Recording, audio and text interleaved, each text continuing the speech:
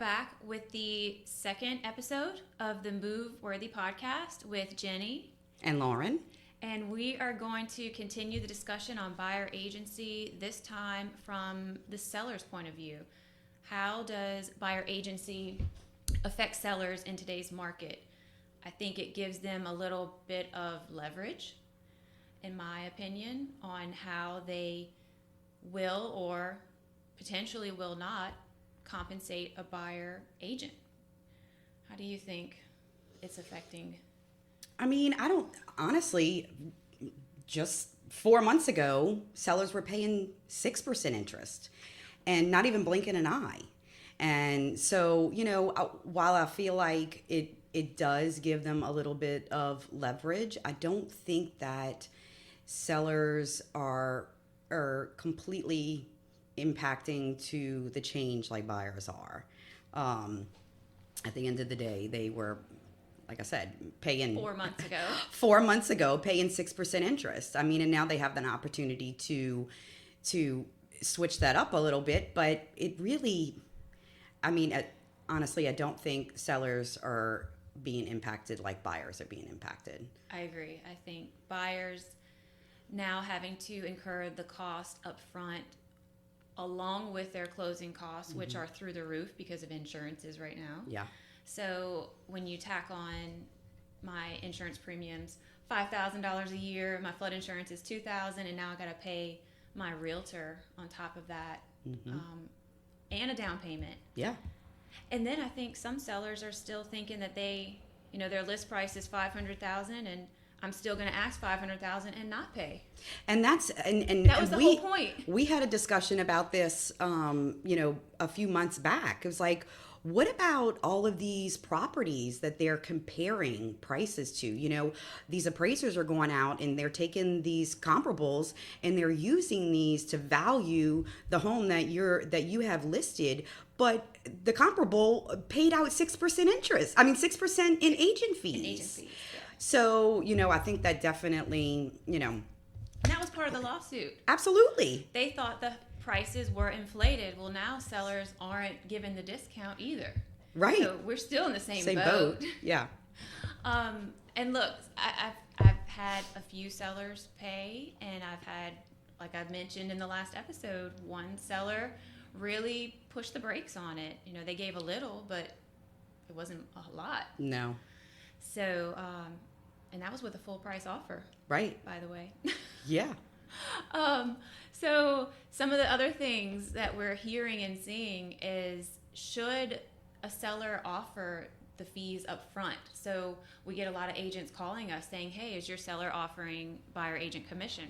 Mm-hmm. And I'm like, well, they're open to it. Right. But I'm not going to say, oh, yeah, we're going to give 3%, because that agent might have signed a 2% buyer absolutely agency agreement. And then something else that we learned when we went to that luncheon, remember? Mm-hmm. So, the new listing agreements have on the form whether or not you are offering a buyer's agent commission. And how much that is. Mm-hmm. And what we did learn, there were a bunch of attorneys there from a title company, and what we did learn is, by law, a buyer has the right, not the buyer's agent, but a buyer has a right to see the listing agreement. So while I think that sellers should consider offering a buyer's commission, I do not encourage any of my sellers to write that in the listing agreement or to decide that up front. Like you said, at the end of the day, the seller may be willing to pay 3% to a buyer's agent, but the buyer's agent might be just fine with 2%. Right. So why would I give away? I'm not working in the best interest of my buyer, seller. If you do that. If I do that. So Correct. What I've been explaining to my sellers is, hey, we're not going to put anything here. Mm-hmm. But I'm also giving them a net sheet, yes. showing them what it would look like to pay what my fee is and a potential buyer agency fee, so they know what that bottom line number is. Yes. And I think that's important. Oh, I do that too. I do the net sheet with the list price and my my fee, and then I do a separate net sheet, and I say, hey, this is what it'll look like, worst case scenario, if ultimately you decided to give the buyer's agent the same amount of commission that you're giving me, this is what that net profit would look like. And if they say, ooh, my net profit isn't quite where I need it to be, as a listing agent, you can adjust that list price $1,000 or $2,000 and justify what it is that you're going to be offering the buyer's agent. So I always do that. I say, And doing that up front. Doing it up front. Doing it up front. So when the offer comes in, because guess what? It's coming in with a buyer agent commission. Every time. Every time. Almost. We have heard a situation where maybe not. But that's cash buyers, investor buyers, maybe. Yes, where it doesn't make a difference. 90%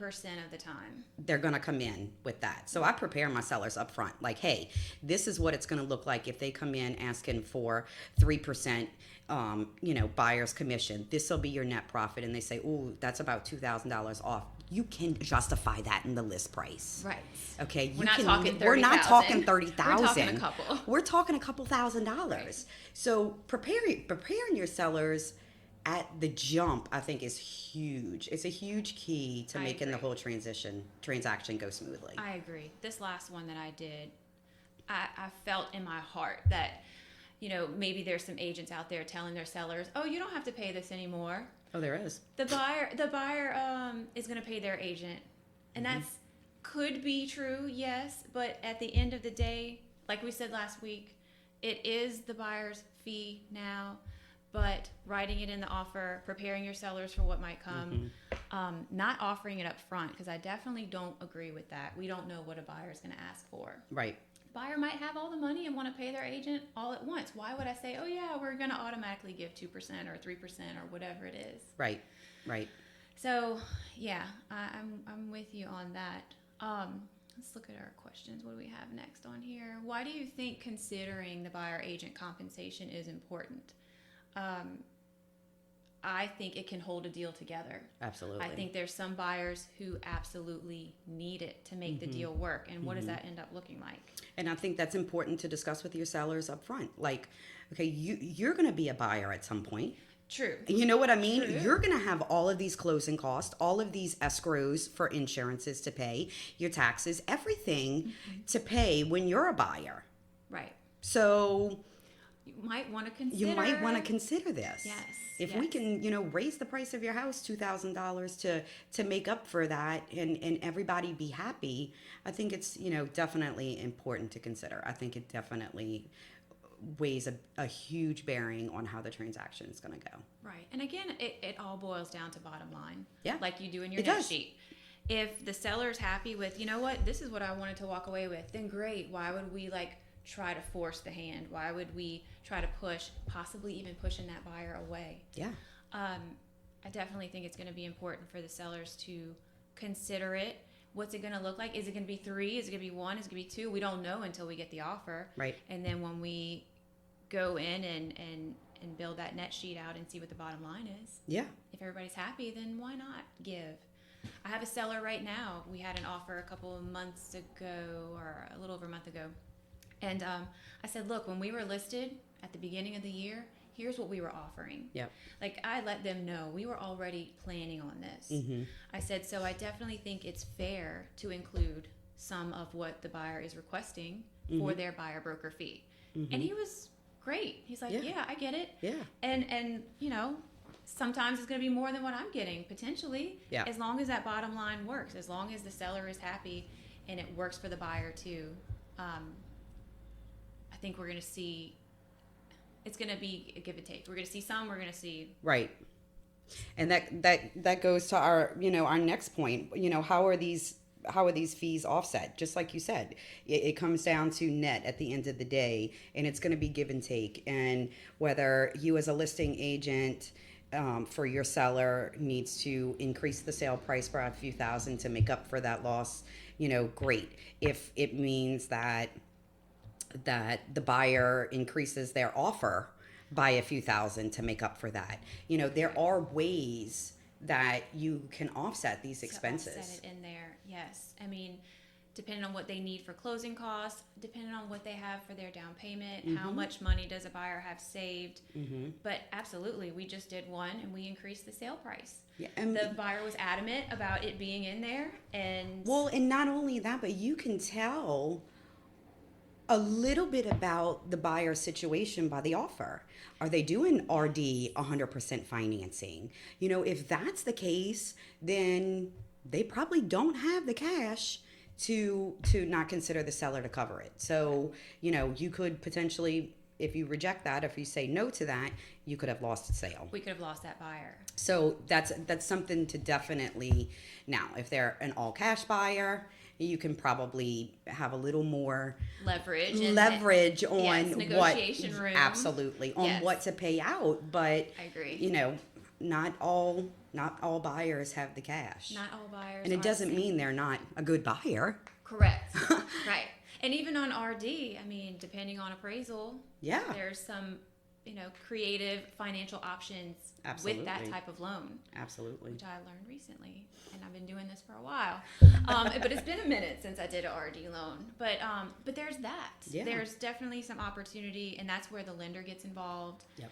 Everybody needs to be on the same page. Yep. Get all the fees, insurances, everything figured out way up front before Yeah. you make the offer, hopefully. But if not, during due diligence, making sure all the numbers work in there. Yep. If anything has to change or can change later on, because Mm-hmm. we on that deal we didn't know till close to the end that And the one you're talking about, he was RD, right? yes, And so, for those of you that don't know, with RD, if the appraisal comes in higher than the list price, you can roll in a lot of your fees into your loan. So, ultimately, the buyer would not have come out of pocket for your fees. the fees. Yeah, for the buyer's agent fees. So, yeah, there are different ways that you can offset those expenses. And I think that, just educating and being very transparent with your sellers up front to let them know that, you are working in their best interest, and these are some options, and this is what we may see, and this is what may come of this, and this is what this looks like. Yep. Is super, super, super important. Right. And at the end of the day, on both sides, buyer side and seller side, are we really willing to walk away from a deal over a couple of thousand? Can we find a way to Right. get that in there, to Right. get that covered, to make it a win-win for everybody? I'm all about being fair and making it a win-win. It's Definitely. miserable to show up at a closing where one party is just disgusted at how things turn out. Mm-hmm. So that's always my goal for sure. Mm-hmm. Might not be every person's goal or agent goal or what, even buyer and seller, but that's what we try to do, and getting it in there and making everybody happy is important too. So how are we writing this? Yeah. We That's- went to I wouldn't say a CE, but a meeting, It and was a luncheon. a yeah. luncheon, and talked about how this looks in a contract. Mm-hmm. I'm like to the point. Yep. I want it like plain and simple. Seller to pay buyer broker fee of X amount %. Yep. And then there's some other crazy verbiage that people are coming up with. Yeah. It's I say it a little different. I say seller to credit the buyer, okay. and the credit to be applied to buyer's agent fee. Okay. I say it like that because ultimately the seller's not paying the agent directly; they're crediting the buyer, True. and the buyer's it's coming out of the on your CD. on your CD. It's a buyer's expense. Right. And that was another thing too. I think we mentioned this last week. Does a buyer actually have to write you a check if they have to come up with a difference between what a seller is giving? No. Mm-mm. It's all taken care of at closing. It's as it part of your closing It's cost. part of the closing cost. Yep. But I think I am open to changing the way I write it. Mm-hmm. And I think in an effort to make it make sense, even from a seller point of view, since we're Mhm. talking about the seller. So if I get a contract and it says seller to pay, I might immediately come off a little defensive. Yeah. If it's written in there similar to how we write closing cost, Right. like you said, To the credit the buyer at closing this amount, which is Mhm. going towards this. It's Yeah. just the perception. I think perception is huge. And I agree with that completely. And I also think that it's super important.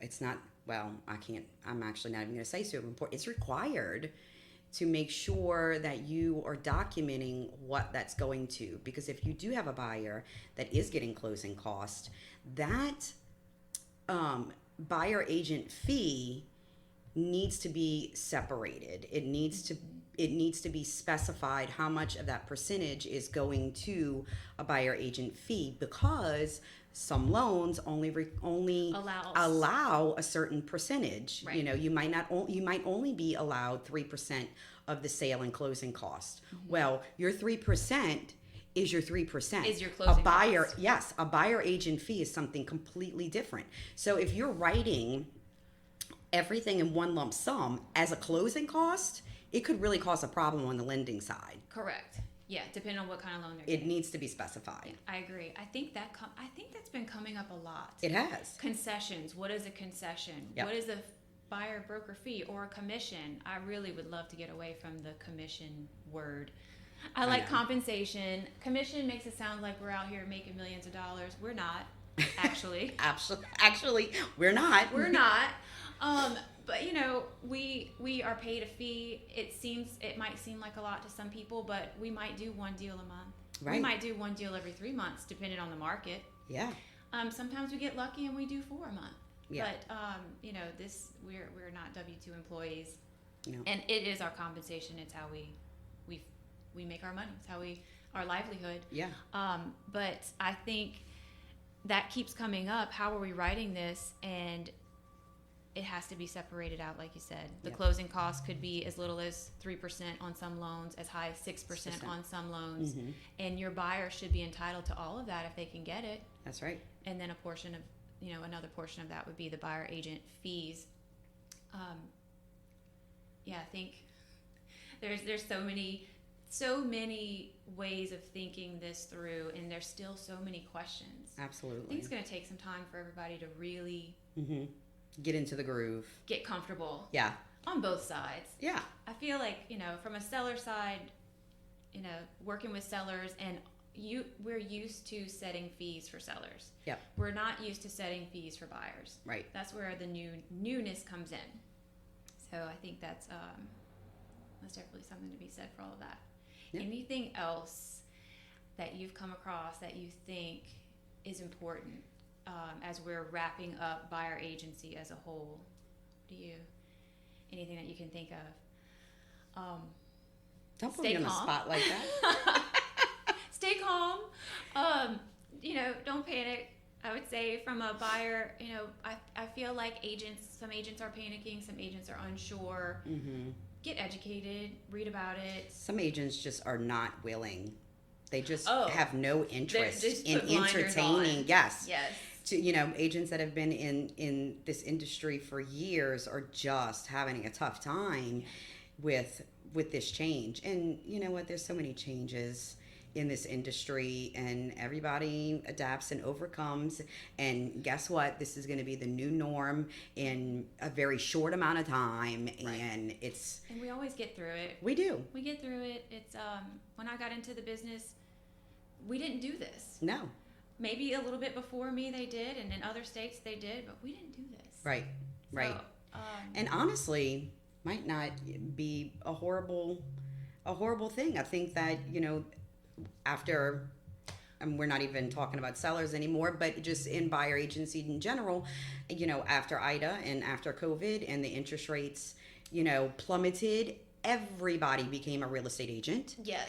Everybody wanted to be in the industry because people were making tons of money. Houses were selling like well over asking, well over appraised value. Less than 10 minutes on the market. Less than 10 minutes on the market. So, you throw something like this in and it's a huge change. And I think that what we're going to see is the agents that are willing to work through everything are going to stick it out in this industry, and the ones that aren't and it's not a bad thing because we are saturated with agencies for sure. I mean, with agents for sure. We are. It's a lot. I think those of us who are willing to adapt absolutely are going to be fine. And right now we're in this weird market with interest rates, and we're fighting insurance here in South Louisiana. I think Absolutely. they're fighting insurance everywhere. We just are feeling the high increases because of hurricanes. Yep. But I have one client who keeps saying 2026 is the year, so we'll see. Okay. All right. We'll be here until then. We'll be here for sure, at least.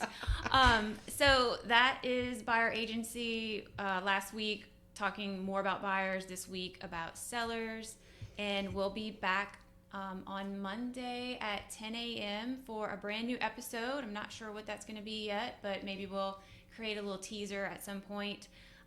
This is the Move Worthy podcast with myself, Jenny Lendle, and Lauren Jones. And together we have the experience to move you forward. Peace out.